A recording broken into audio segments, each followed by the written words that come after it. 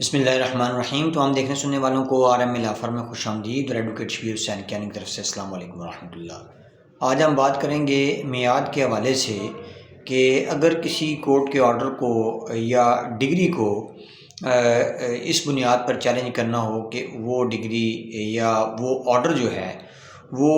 Court کو اصل حقائق جو ہیں وہ بتائے بغیر حاصل کیے گئے ہیں اور وہ ڈگری یا وہ جو آرڈر ہے وہ درست نہیں ہے اور فراڈ سے حاصل کیا گیا ہے، دھوکہ دہی سے حاصل کیا گیا ہے، تو ایسے آرڈر اور ڈگری کو چیلنج کرنے کے لیے جو میعاد ہے وہ کیا ہوگی۔ تو آپ کو اس حوالے سے آگاہ کرتے چلیں کہ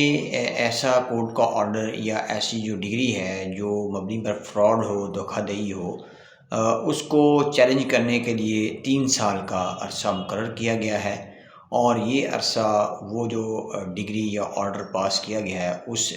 ڈگری اور آرڈر کی ڈیٹ سے سٹارٹ ہوگا جس ڈیٹ کو وہ آرڈر یا ڈگری پاس کی گئی ہے، اور یہ پرنسپل جو ہولڈ کیا گیا ہے وہ 2022 CLC 167 پیج لاہور نے اس پرنسپل کو سیٹ کیا ہے۔